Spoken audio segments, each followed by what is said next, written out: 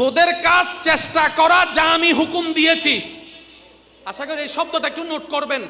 আল্লাহ পাক বলে তোরা কিছুই পাল্টাতে পারবি না, কিন্তু আমি রব চাইলে দিনকে রাত, রাতকে দিন সেকেন্ডের মধ্যে বানাই দিতে পারি। সুবহানাল্লাহ। রব বলে যে তোরা কিছুই চেঞ্জ করতে পারবি না, কিন্তু আমি রব চাইলে পুরুষকে নারী, নারীকে পুরুষ সেকেন্ডে বানাই দিতে পারি।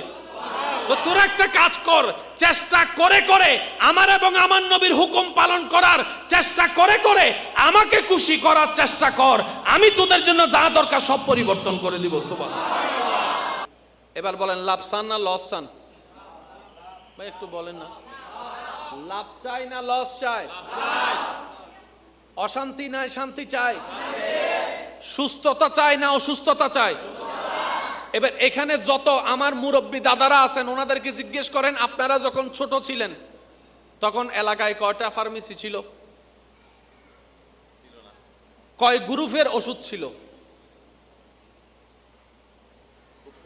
ওই ডায়রিয়া, জ্বর।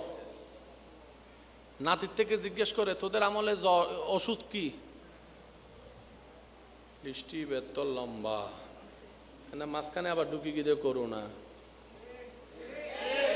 জোরে জোরে জোরে। পৃথিবী কয়টা? গ্রাম কয়টা? কিন্তু রোগ দিন দিন কমতেছে না বাড়তেছে? ব্যাপার কি? এবার হাদিসে যান আপনি।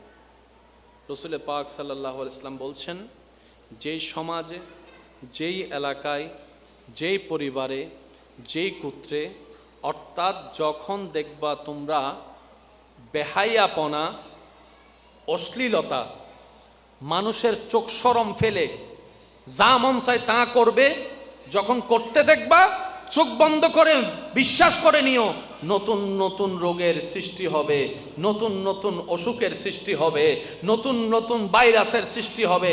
যত অশ্লীলতা বাড়িয়ে আল্লাহর হুকুমকে অবাধ্য করবা ততই তোমরা নিজেরাই জামিলায় পড়বা। এবার সত্যি করে বলেন, অশ্লীলতা কি কমছে না বাড়ছে? রোগ কি কমছে না বাড়ছে? আমাদের বলে আমরাই সাজা পাচ্ছি। এবার আপনি বলতে পারেন, আবদ্ধা হতা তো ঠিক আছে, কিন্তু আমি তো কোনোদিন টিকটক ন করি। টিকটক তুই তো না করছি, অশ্লীলতা তো ও করছে, আমি তো করি নাই, আমি কেন সাজা পেলাম? আল্লাহ পাক বলে যে আমারে জিজ্ঞেস করিস না, আমার নবীরে জিজ্ঞেস কর। এবার আমরা সবাই মিলে কল্পনা জগতের নবীকে প্রশ্ন রাখলাম, ইয়া রাসূলুল্লাহ আমি তো করি নাই, ও না করছে, আমি কেন রোগের সাজা পাবো? নবী বলে যে হাদিস একটা শুনলে হবে না, তো এক হাদিসের সাথে আর এক হাদিসের সম্পর্ক আছে। আল্লাহ তো বলেছিল ভালো কাজের আদেশ দাও, খারাপ কাজ থেকে নিষেধ করো। দাদা হয়ে চুপ করে ছিলা কেন? ও হতা তো ঠিক, এইসব কথা বলে না। তো একজনে বলে যে ইয়া রাসূলুল্লাহ আমি তো তার আপন দাদা না। নবী বলে যে সেটা আমি জানতাম, তোমরা বলবা, তাই তো বেসালাত থেকে পরিবারের ব্যবস্থা করে সমাজের ব্যবস্থা করেছি। সামাজিকভাবে বয়কট করো নাই কেন? ফাঁস লাগছে নি ফেস? এবারে বলেন জায়গাটা কার? বলেন না। আমরা যা আছি আমরা কি মালিকানা নাকি বারাটিয়া? তো মালিক যেহেতু আল্লাহর, আল্লাহরই তো লাগবে বেশি যদি আমরা সেটা নষ্ট করি।